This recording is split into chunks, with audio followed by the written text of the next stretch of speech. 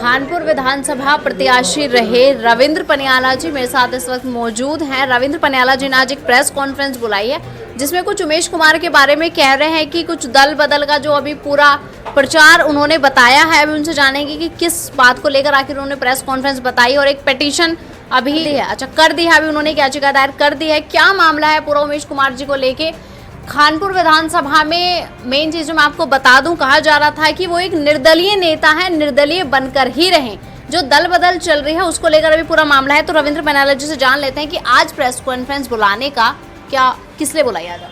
सबसे पहले तो मैं आपके चैनल का धन्यवाद करता हूं। और आज हमने जो हमारे खानपुर के विधायक हैं माननीय उमेश कुमार जी, उन्होंने हमारे यहाँ खानपुर में निर्दलीय पर्चा भरा और निर्दलीय चुनाव जीतते। निर्दलीय चुनाव जीत का उनका शपथ पत्र जो है वो भी निर्दलीय का है। तो उन लोगों ने 9 अप्रैल को 8 अप्रैल को तो घोषणा की कि कल हम एक प्रेस कॉन्फ्रेंस करके और एक बड़ी मीटिंग के जरिए पार्टी का गठन कर रहे हैं।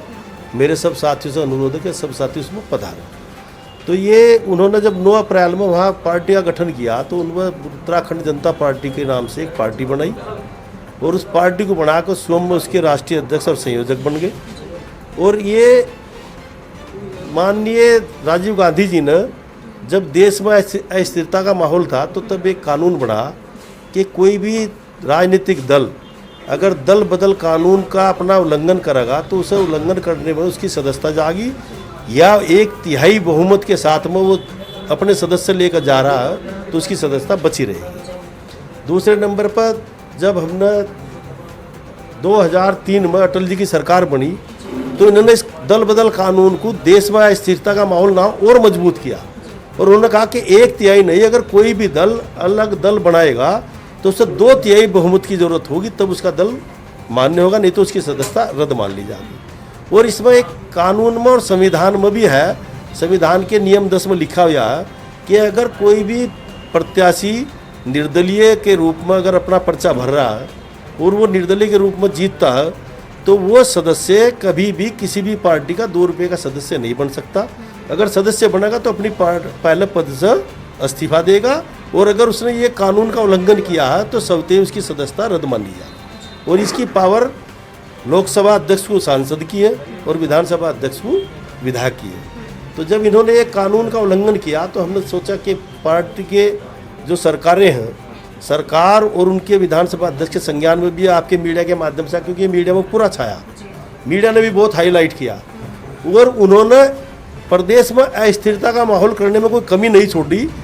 11 तारीख में उन्होंने कांग्रेस के विधायक को न्योता दिया कि आप मेरी पार्टी में आ जाइए, हम लोग मिलकर काम करेंगे और इस पार्टी में आकर के सरकार की ईंट से ईंट भिड़ाने का काम करेंगे और संघर्ष करके पूरे प्रदेश में हम लोग पार्टी का जनाधार बढ़ाएंगे। तो इसका मतलब ये कि दूसरी पार्टी के लोगों को भी निमंत्रण लालच दे रहे हैं। तो उन्होंने पार्टी का गठन जो किया उनके इरादे नेक नहीं थे, वे संविधान के धज्जियां उड़ाने के लिए इतना ही काफ़ी है कि उन्होंने बिना विधानसभा की सदस्यता इस्तीफा दिए बगैर अपनी पार्टी का गठन किया और उसके सदस्य बने। तो इसमें सबते उसकी सदस्यता विधानसभा अध्यक्ष को संज्ञान लेते हुए रद्द कर देनी चाहिए थी। जब आज 45-40 दिन हो गए तो कुछ नहीं हुआ तो हमने फिर एक अपनी रिट फाइल की और वो रिट विधानसभा अध्यक्ष के यहाँ आज दिया है।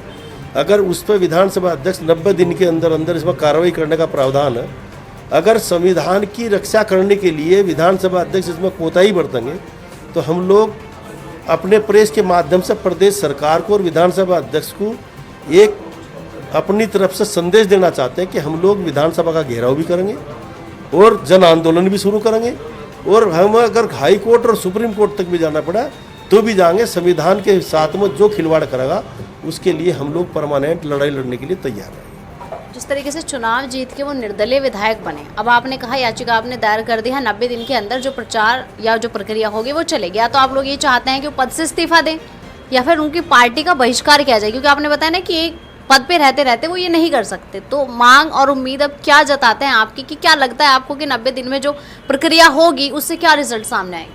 नहीं, वो अब तो कुछ भी नहीं हो सकता। जो जुल्म जिसने किया था वो कर दिया, वो कुकरते तो उन्होंने कर दिया। क्योंकि संविधान में जब हम 70 विधानसभा इस प्रदेश के अंदर, तो सारे के सारे पूरे विधानसभा खानपुर के विधायक नहीं रहे, वो उत्तराखंड के विधायक हुए और उस सदन के सदस्य जहाँ से नियम और कायदे कानून बनते हैं जब उस सदन का सदस्य नियम और कायदे कानून ताक पर संविधान की धज्जियां उड़ाएंगे तो आम आदमी क्या उसके लिए अपने आप में सोचेगा, ये भी ध्यान देना पड़ेगा।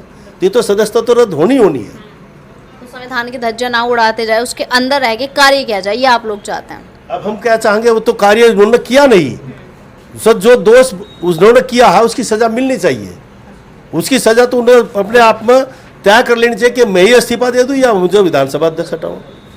चलिए भाई, ये तो हमारे देश में पहले से ही होता आया है कि संविधान की धज्जियां उड़ाने वालों के ऊपर तो हमेशा से कार्यवाही की गई है। अब रविंद्र पनियाला जी ने जो याचिका दायर की गई है, अब देखा जाएगा कि 90 दिन में जो भी प्रक्रिया होकर आएगी उसमें क्या रिजल्ट सामने आता है।